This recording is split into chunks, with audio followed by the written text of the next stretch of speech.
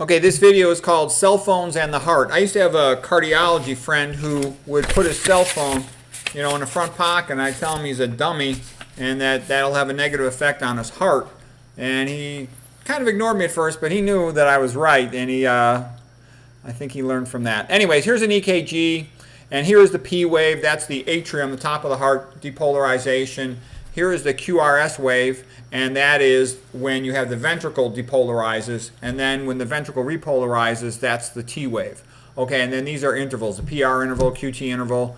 This is the PR segment where it's flat, ST segment where it's supposed to be flat. That can be elevated, let's say, with a heart attack. Anyways, that's the baseline part of the shape of an EKG. Now I just want to show you some of the things here related to cell phones. Cell phones cause slowing of some of the waves and those intervals in the EKG. This research paper showed a reduction in the PR interval, the QRS wave, the QT interval, the ST interval, and even in the heart rate in some patients. Okay, so what I'm trying to say is the cell phone in the front pocket had an effect on the patient. And it'll even have a little bit of effect if it's just at the belt level. It's good to carry them separate from your body, like in a backpack or whatever you carry, a purse or whatever it is, or don't even carry it if you don't need to.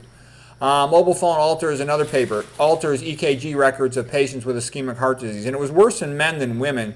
And I wonder if part of that might be if a woman's got the breast, maybe that creates a little increased distance from the heart.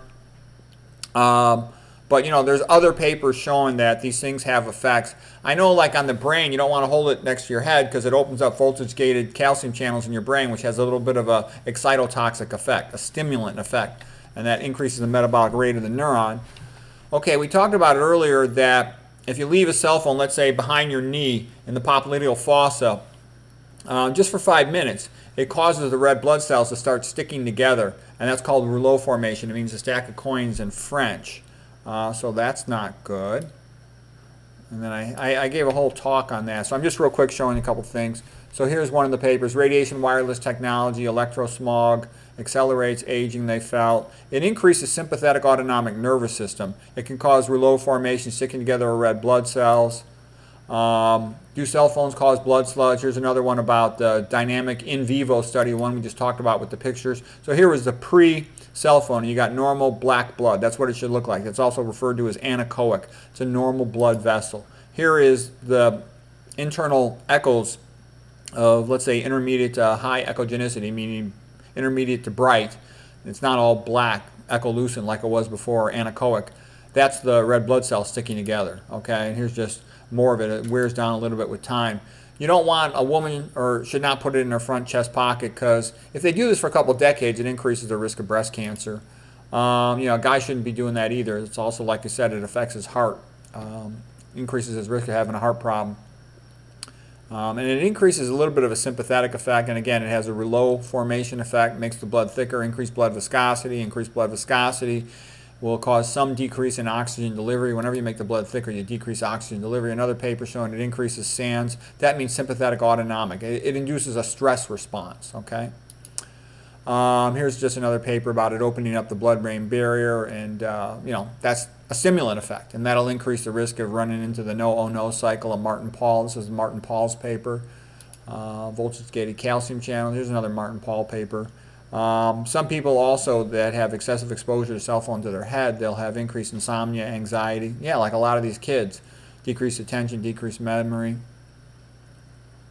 Again, it's that opening up of voltage-gated calcium channels in the brain. The more somebody has a cell phone, especially if they keep it like in the front pocket, men, they lower their sperm counts. So that would be a bad thing to do. And what I would think of is, like, imagine somebody, they got the cell phone in their front pocket, and on top of that, they're eating high-fat food, high-sodium food. The risk factors add up pretty fast. A lot of people have multiple risk factors. It also opens up the blood-brain barrier. So that means just like you get leaky gut, you get leaky blood-brain barrier. That increases the vulnerability of the brain to toxins in the blood. Like if you got leaky gut, that increases the likelihood that bacterial endotoxins, LPS, LTA, are going to get exposure to the brain. So you don't want that. These are just more papers. It goes way back. This has been known a long time. This is from 1974, Alan Frey's paper, Biologic Effects of Pulsed and Continuous Electromagnetic Fields and Their Mechanisms of Effect, okay? So yeah, you increase blood-brain barrier permeability. Alan Frey also wrote a paper about that in 1975. So this has been known for a long time. And, you know, let's say in rats, after cell phone exposure to the brain, you get increased albumin. It's a pretty big blood protein, 69 kilodalton molecular weight, crossing the blood-brain barrier. That's bad. You don't want that. So anyways, just wanted to share with you that these cell phones do have real effects, and so it's best to not carry them on your person too often, and use a speakerphone when you're talking on them.